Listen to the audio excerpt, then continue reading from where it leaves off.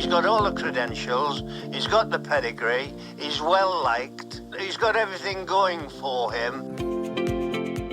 You're listening to the Green Jumper podcast with myself, Marcus Alton, the editor of the tribute website brianclough.com. And my guest today is a radio presenter and Nottingham Forest's Matchday announcer. And he was an active supporter of the fundraising campaign for the Brian Clough statue in Nottingham. I'm delighted to welcome to the Green Jumper, Mark Dennison. Hello. Hello Good to see you. Yes, and you. How are you? Yeah, I'm very well, thank you. Now, Cloughie used to have an annual trip to Wembley, and you had a special appearance there for the playoff final, announcing the Forest team in front of about 80,000 people. What was that like? It was, that day was amazing. It was right up there with, a real highlight. So, the story with that was years ago when Forest were looking like they might be heading for promotion. I remember Mark Arthur pulling me into the office and say, look, if we get through the playoffs, we will go to Wembley. And the deal is that each team takes their announcer. So, get yourself ready and hopefully it'll happen. Then, of course, Yeovil came along. We all know what happened with that. And so going back to May, so we beat Sheffield United, and then I mentioned to someone at the club about, is this still the case with Wembley? And I got the reply of, yeah, I think so, and then didn't hear anything for a few days. In the meantime, the BBC had arranged to do some outside broadcast from Wembley that weekend. So I was going down there anyway to be on air on Sunday morning. And then by which time the whole thing from the EFL and the FA came together and they said, yeah, we want you to do the announcing for Forest at Wembley. So I was on air in the morning for a few hours. And then I went to Wembley, did a sound check and whatever. It was actually really nice to see it empty. You get a feel for the place.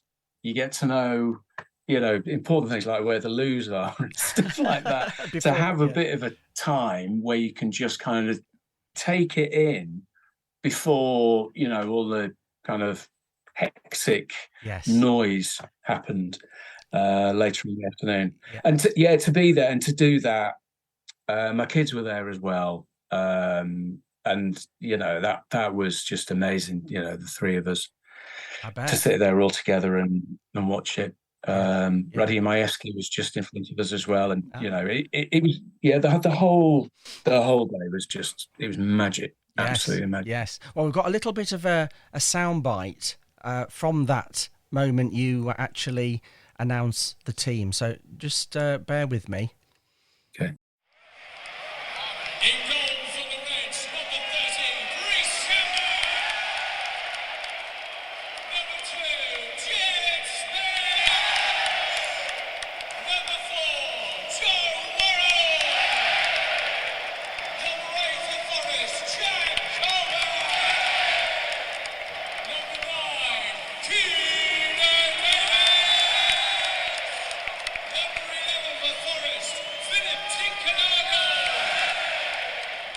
Had you rehearsed that, Keenan Davis?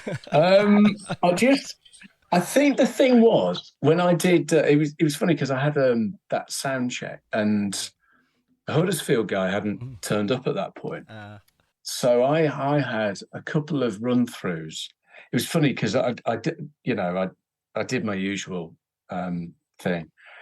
And afterwards, I looked at my phone. I was getting all the tweets from people who were just outside Wembley, saying, "Oh, you're there nice and early," or verse to that effect. Yeah. And I thought the woman who was the floor manager on the day kind of said, "Look, don't worry about the time. We'll build enough time in for you.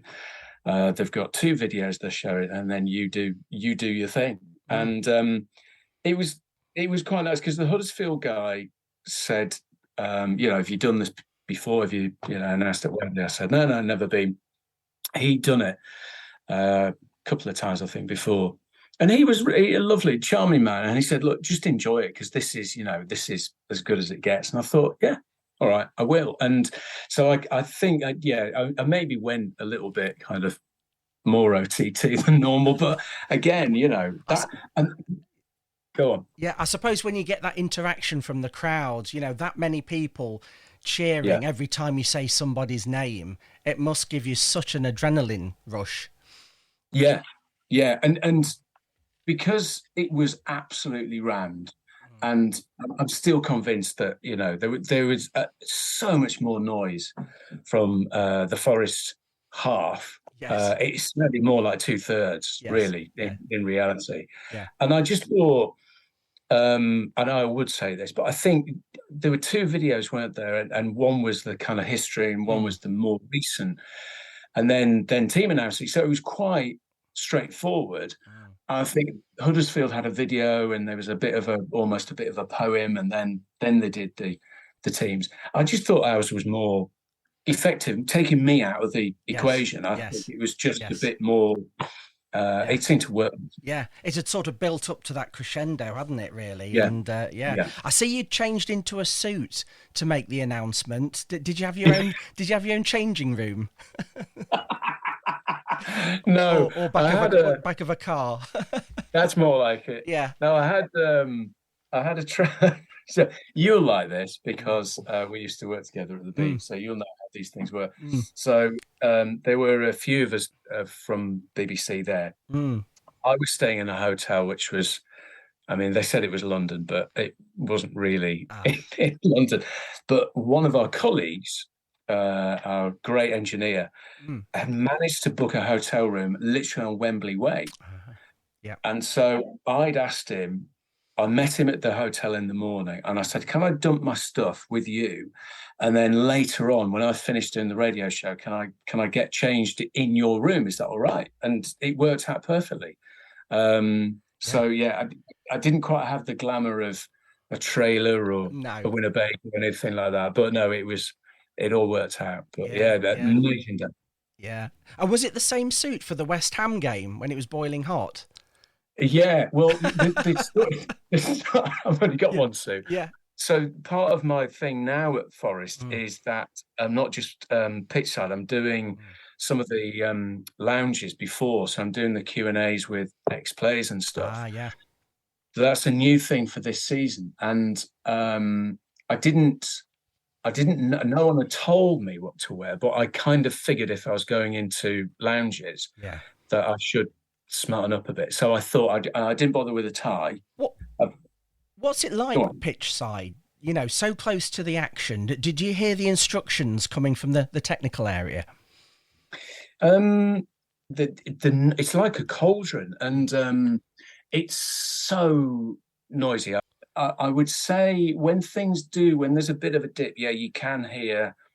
They are quite vocal. Yeah. You can hear some of the players talking to each other as well. Yeah. But it's interesting on a normal match day now. I would say the biggest thing for me actually was just the number of people pitch side because of media wise, it's just Sky gone and TV. Yeah, I mean Sky, international broadcasters, BBC, you name it. And now, of course, social media, we've got even more people. So it's just busy pitch side. Yeah. Now, some years ago, you kindly hosted a Legends Night for the Statue Fund, which was raising money for the Brian Clough statue in Nottingham. And you were sitting aside some of the legends of Forest in the past, and the former journalist John Lawson, who worked very closely with Cloughie. A special night, wasn't it? Because people never seem to get tired of Brian Clough stories. No, they don't. You're right. And I've been along to some other events, and one fairly recently that I've never seen Stuart Pearce do one of these Q&A things before. And he obviously had a lot of stories. And I was thinking that night, they are great. And I think the thing is with Cloughie, if I've got one regret, is that I'd never actually got to meet him. I never interviewed him. I would have loved to have done that. But I suppose the thing is I can kind of feel like I've lived through part of that time because of some of these stories. And I remember that night I was looking actually the other day at the photo because it was 17 years ago. But we also look so young. I know. Yeah. Nigel Jemson looks like he was about 10. John McGovern looks so much younger as well. But they've all got great stories from, when you think of John and Kenny as well. Kenny's stories are just legendary. Really funny stories, and I love all of that. But I think some of the kind of touching stories as well, because he obviously cared and he wrote to people. Certain people and certain situations obviously stuck in his mind.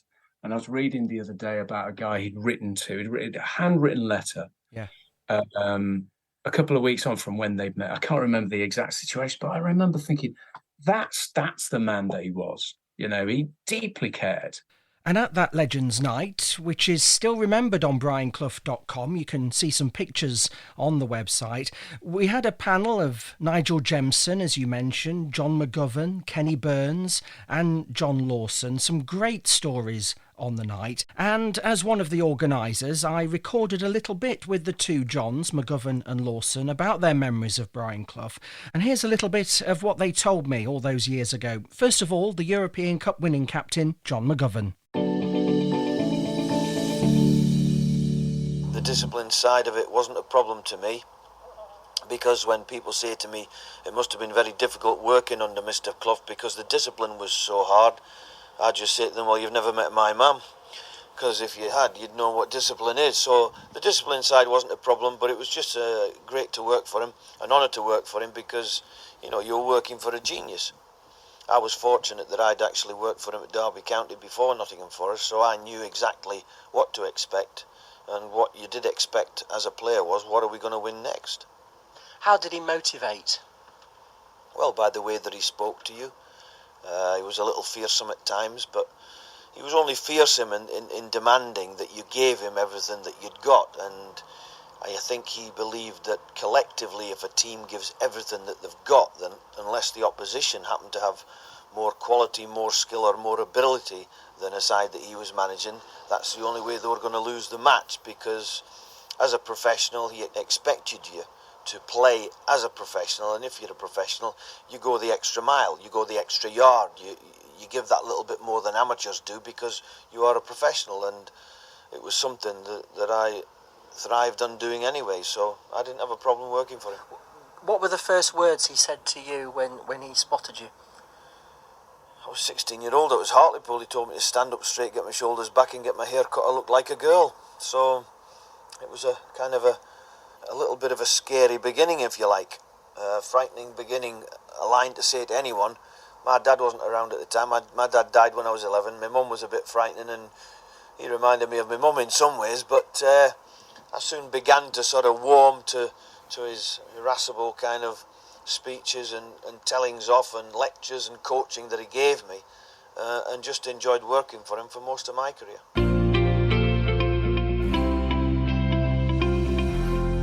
I can remember it vividly in 1975, in walking in to what we used to call then the guest room at the City Ground, and he took the place by storm, really. He took the club over in the space of about half an hour, and everything changed from that day onwards. I was working for the Evening Post at that time, covering Forest's affairs, and I asked a few questions at this press conference, which they weren't the same as they are now, press conferences, and he said, "Who are you?"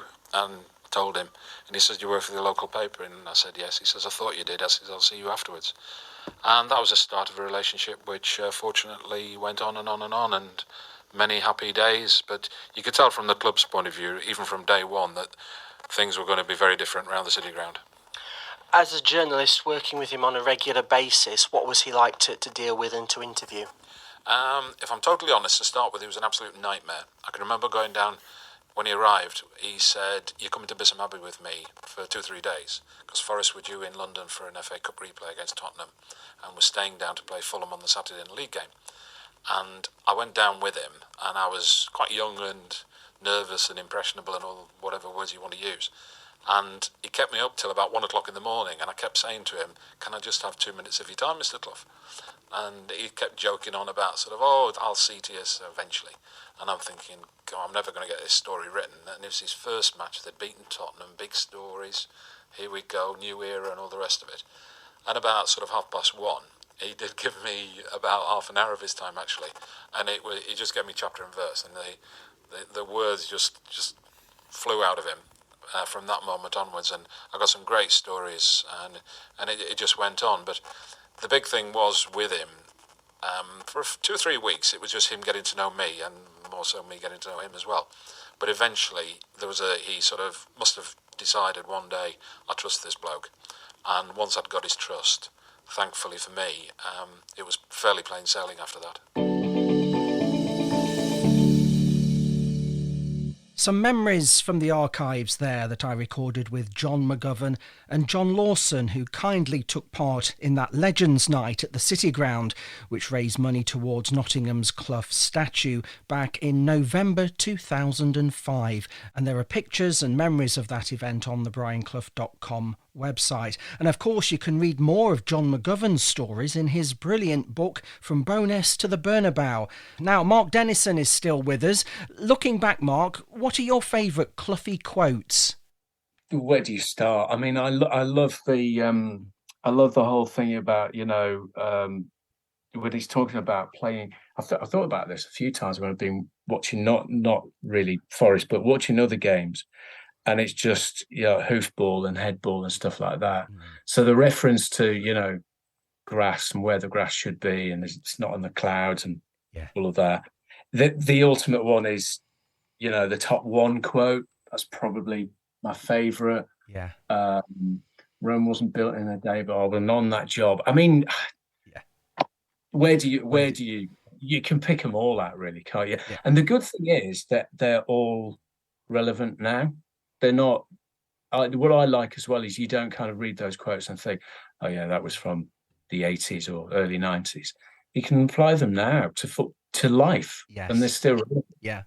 I guess one thing I'm just thinking out loud here. One thing he would say is, make sure you give Steve Cooper time to achieve what he needs to achieve, and there will be bumps along the way.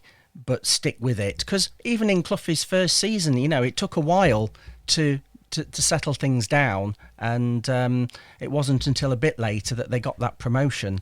So the same thing maybe this time as well. But I guess in the big money business there is these days, there isn't always patience. There's not, but I think from what I do glean from the club and what I see and hear around the place, I think Steve's influence goes beyond the first team, and I think there's an ethos in the club. I think Andy Reid's talked about, when he's been coaching under 23s, that there's a real. Gary Brazil talks about it as well. There's an ethos now as a club. They've got an identity and a style of play, but also how they want to interact with not just players, families, supporters as well. Yes. We all know that, we've had too many managers, should I say, come in, not being given that time. And some have gone prematurely, and there's been too much churn over the years. And I do think this current setup, they have that in mind. And I think they have they've embraced the club properly. And as you say, that Steve Cooper ethos throughout the club, Cloughie likewise like to have that family feel around the club. He'd get the flowers to the wives and take the players off for a mid-season break in the sunshine. Just that bonding. I know you mentioned that you never met him, but if you'd had the chance to meet him, perhaps in the later years, what would you have said?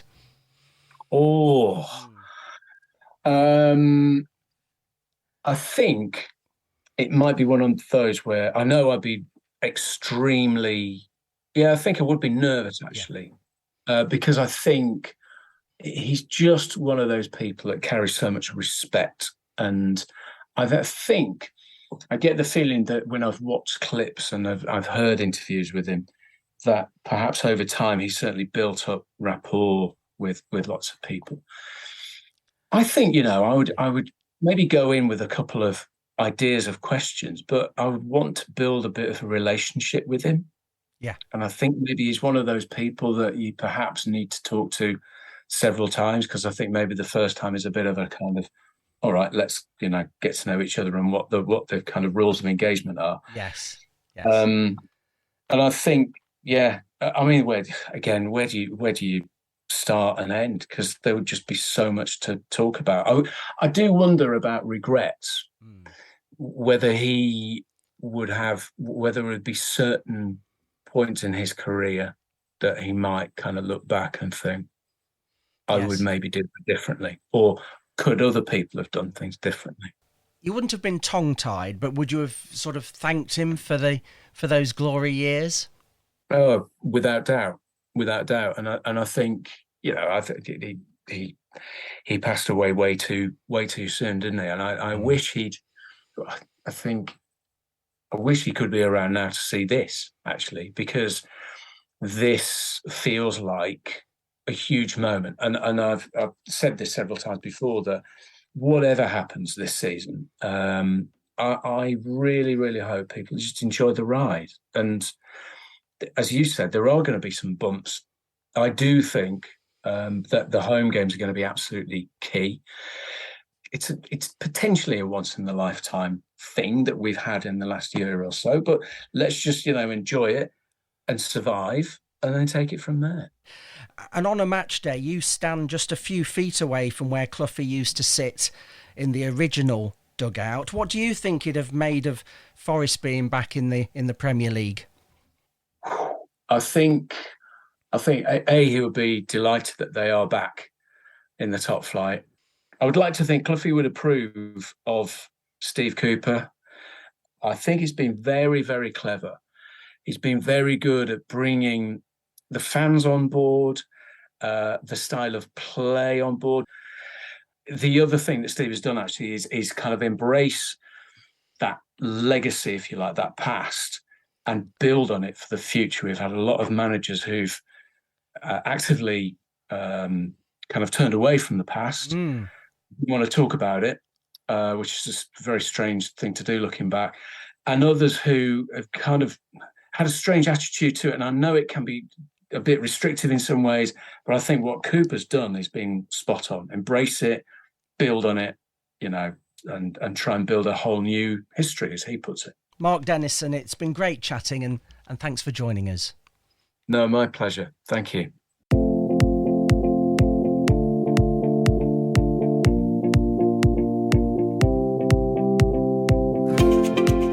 Now, coming up on the next Green Jumper, we'll be looking back at Cloughie's first job as a Football League manager at Hartlepool's.